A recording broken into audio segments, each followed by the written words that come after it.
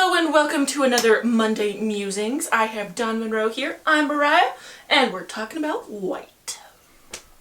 Painting white, or paint white. White paint. We don't want to be less white? Yeah. Coca-Cola, that's a slam to you. So, white paint. What are they? Where do they come from? How do you make them? Good question.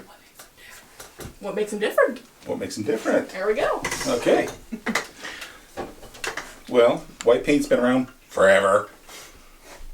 It's been used in makeup. It's used in food. It's used Everywhere. a multitude of places. Every art medium has its own white. Yes, its own kind of white paint.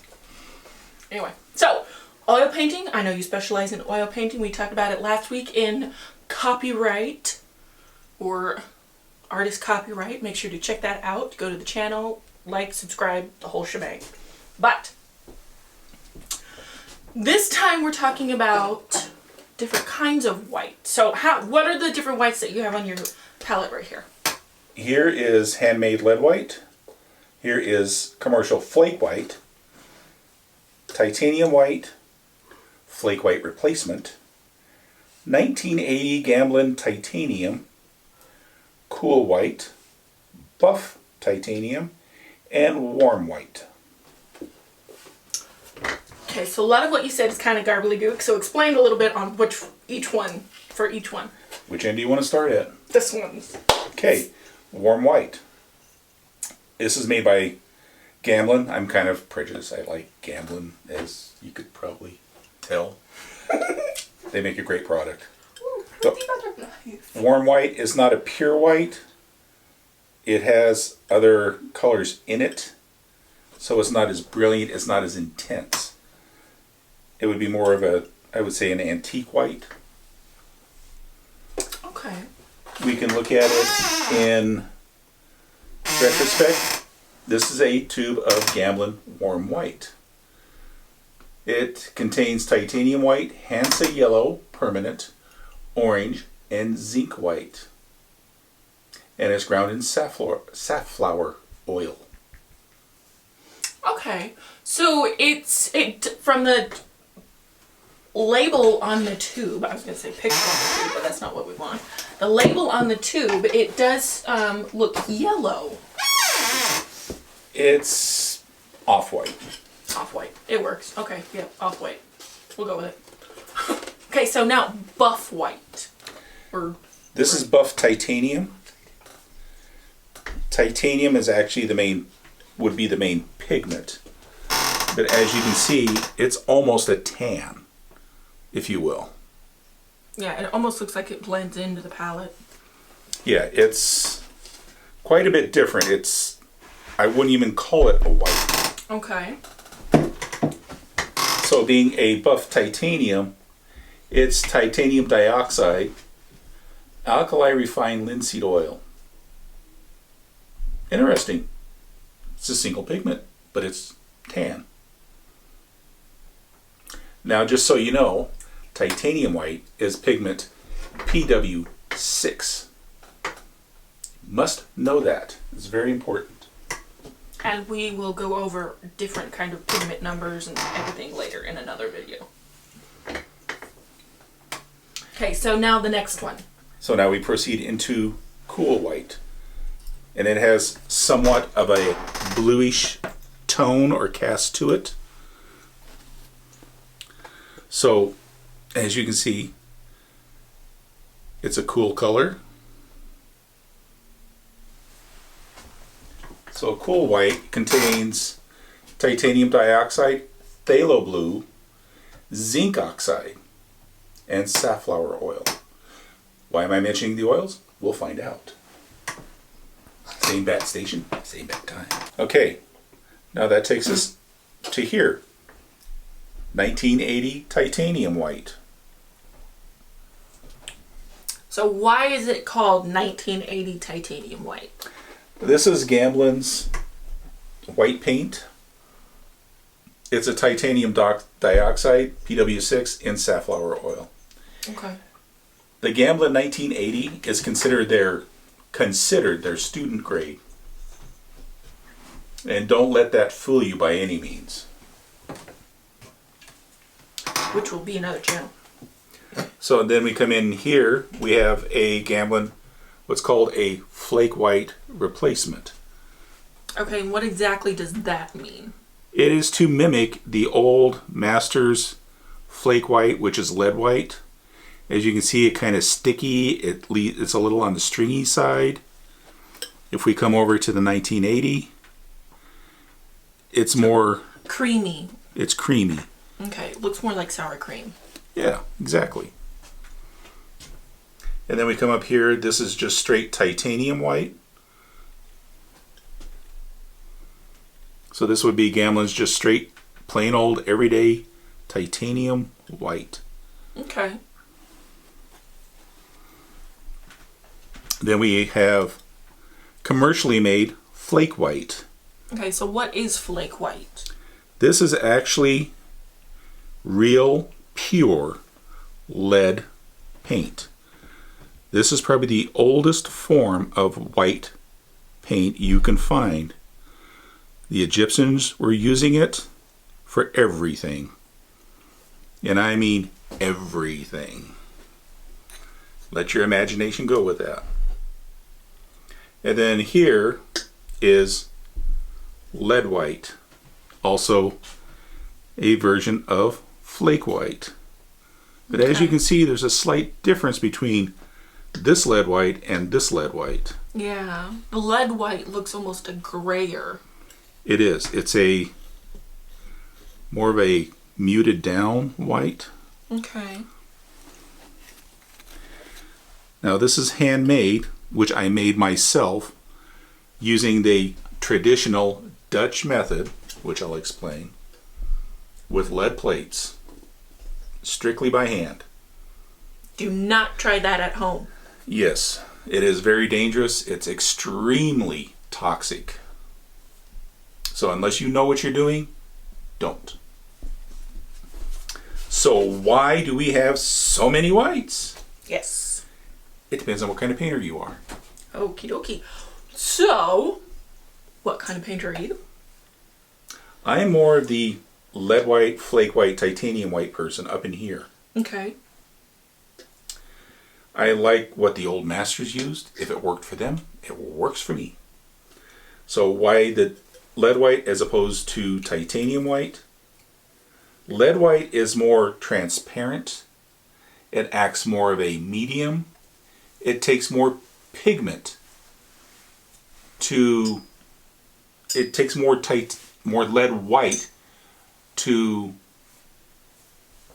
lighten up the pigment that you're using, if you will. So you actually are using more of the lead white. Titanium white is extremely powerful. You could say it's atomic powered white. A little bit and it will lighten up your paint instantly. So you'll have to use more colored pigment, less titanium white.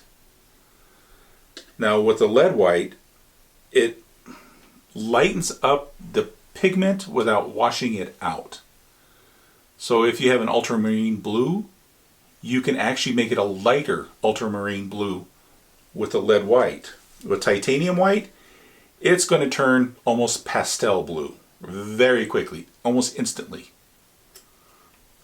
So that's the difference between these. And you can make your own titanium white. It is much safer to do than the lead white. It is not a toxic chemical, but I still will not breathe the powders. There is information on how to grind your own paint. I believe we're going to have something in that neighborhood of making your own paints and the process. Now the flake white replacement is a titanium white, which is supposed to mimic these up here, but it's still a titanium white.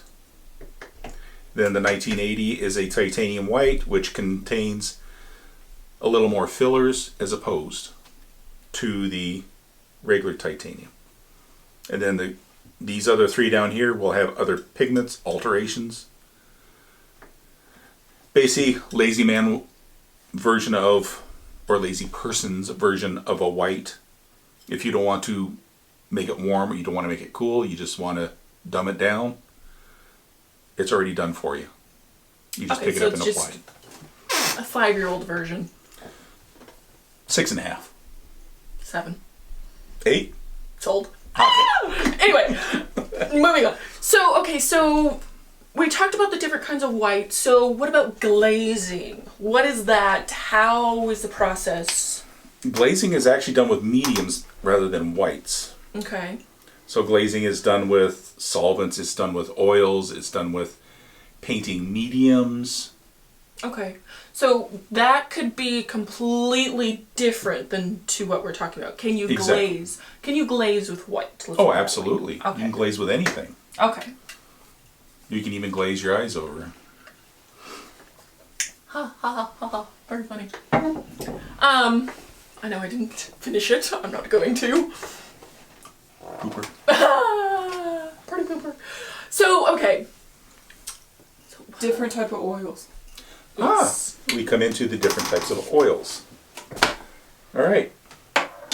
So this is handmade lead white. This is lead white I made myself. Traditional method. Completely different than anything you can buy. Night and day different.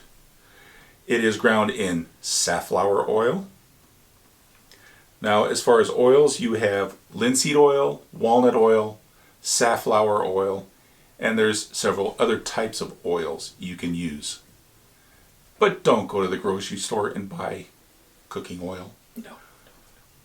You're not cooking, you're painting. You want specific, purified, refined oils designed specifically for oil painting. Yes, because any oil that you get in the store is going to have a different thing, and it's not purified enough for your paint. So it won't dry. It has a shelf life. Yes. Nasty. So this is ground with safflower oil. This titanium white is ground with safflower oil. This Gamblin white flake white replacement is ground with alkali refined linseed oil. So that one's different. And I believe these others fall into the same category. Safflower oil. It's either going to be safflower oil or walnut oil. And what's the difference? That's my next question. So what's the difference between all the oils that you use? Well, for one thing, this is safflower oil. This is Gamblin safflower oil. It is, as you can see, extremely light in color. Almost no color at all. Then you can come over to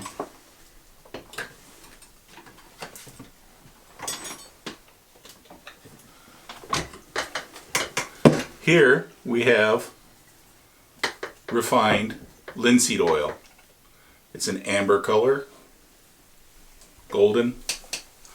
And here you have walnut oil. And if we put them all up together, you can definitely see the difference in color. The safflower and the walnut are very close in color. And then you have the linseed oil, which is much darker. So why do we need so many different oils? And what's the difference? And who cares? Exactly. If you're a professional artist and you're a bit sphincter retentive, you do care, because safflower oil does not yellow hardly at all. Walnut oil will yellow slightly,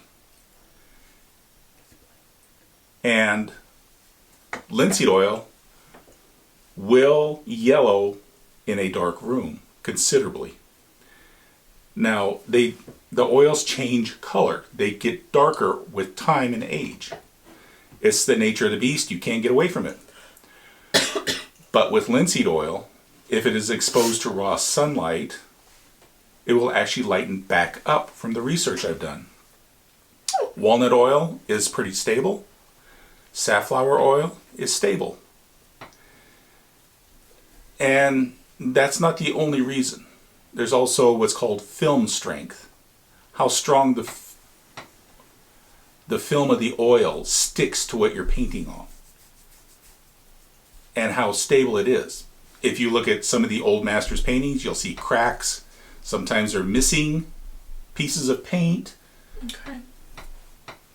And that's due to the flexing of the canvas, if you will, the type of pigment they use, and some of it has to do with the oils.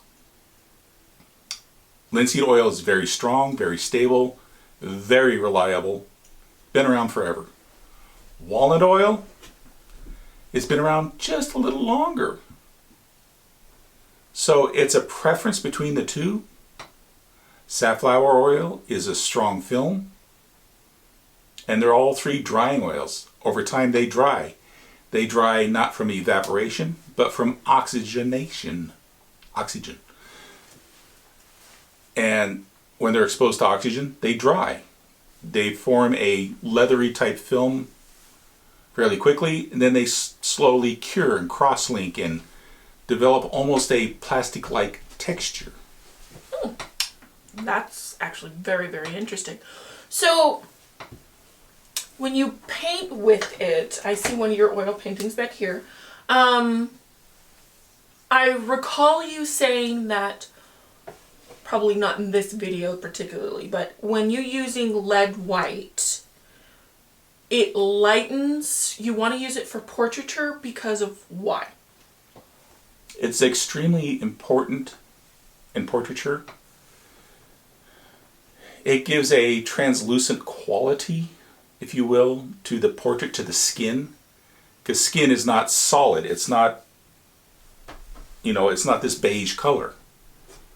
It actually is transparent to a certain point.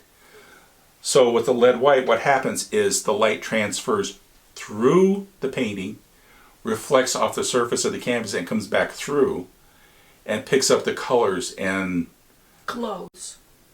What's ever underneath and starts to glow. It almost becomes alive. Okay. And you'll quite often hear artists referring to their paintings as alive, a living creation. They are. They live and breathe. They need air to live. They need light to survive. They like to carry on a conversation with people. They do talk. It's just not everybody listens. Okay. And every artist refers to their painting as their child. Or children. Children. Children. Some of them are brats. Yes, they are. There are a few, I remember. Yes. Mm-hmm. So, depending on what... Okay, so for an example, if you used... I know that's in what you mentioned on what Gamblin and what you have made, that you use saffron oil. Safflower. Safflower. Excuse me. Saffron is actually red, but never mind. So safflower oil, you use that for the lead white or the flake white or whatever. Can you use different oils with it, or is it only strictly one? No, just because this is ground in safflower oil does not mean I can't use another oil. I can use walnut, I can use linseed oil. I can use any type of drying oil with it. They're all compatible. Oil's oil. It's just, for this, it's the way it is. It's just a preference that you chose. It's a preference. Okay. But if I'm consistent through the painting with the same type of oil, the entire painting will be consistent. Okay, so it's like painting with different oils. They can be known to repel each other. No, oil paints don't repel each other. Okay. It would be more like acrylic and oil are non-compatible. Okay, because acrylic is water-based and oil is oil-based. Yes. But you can put acrylic on first and then oil on top, but you cannot put acrylic on top of oils. Doesn't work. Well, water repels water. Just put it in a glass and you can see. Think of any other questions? Water repels water. Well, some of these pigments, you'll see that they were all lead and titanium. There are some that have zinc in them, zinc white. I'm escapee down here. This is Eucrit's Titanium white. titanium white. Okay? You think it's titanium white because it says titanium white. Now, what is titanium? Titanium is a metal, just like lead is a metal, but it's made with titanium dioxide, which is PW6, pigment white 6. You also have PW1, which is lead white or Flake white. flake white. And everybody knows artists are a bit flaky. So this is a PW1 basic lead carbonate. Alkali refined linseed oil. Now, alkali is different than cold pressed or refined. Alkali is actually an alcohol-based refining process that improves the oil, makes it stable, and makes it dry more consistently. So it's a consistent oil over time. Okay. Now, I mentioned this is titanium white, So it says. PW6. It also contains PW4. That's PW4, zinc white. There's been some research on it. It is perfectly safe. It's not a toxic paint by any means, but it is not compatible with oils. I repeat, zinc white is not really a compatible pigment for oil painting. From what I understand, and from what I read, and there is a gentleman out there that wrote a book that's quite extensive on the subject, and his name is Virgil Elliott. I'll recommend his book. We'll put a link in the description below. So he has a Facebook page, but you could probably just look it up. Zinc white is not compatible because some reason they have found that pure zinc white, when applied to a painting over time, will actually just pop right off the painting. That's not good. No. So it actually just cracks and pops off. And that's the problem. But far as I know, in acrylics and in watercolors, it's perfectly fine. There's something about the oil process that zinc does not like. Okay. So, as far as I understand, what about gesso? Okay, gesso. That's kind of a tricky subject because that is priming your canvas, if you will. This has been, here's a masterpiece. It's been gessoed, it's on panel. Now this is, actually they don't call this gesso, they call it acrylic primed. So what this is an acrylic emulsion, and it's probably had titanium white mixed into it for a whitener, maybe a little calcium carbonate for an extender, and you paint it on here. Now the purpose is to seal, number one, seal the canvas. Two, to give you a nice pristine white surface to paint on. But its main purpose is to seal. Now proper gesso, or some people call it gesso, is actually the traditional old master method is done with rabbit skin glue. Yes, rabbit skin glue, or also known as hide glue. It is boiled down, made into crystals. You take that, mix it with water, warm it up, paint it on your canvas to seal the canvas, and then you would take a oil and lead gesso and paint over the top to give you a nice clean white surface. The problem with the rabbit skin is it's hygroscopic. It attracts moisture out of the air.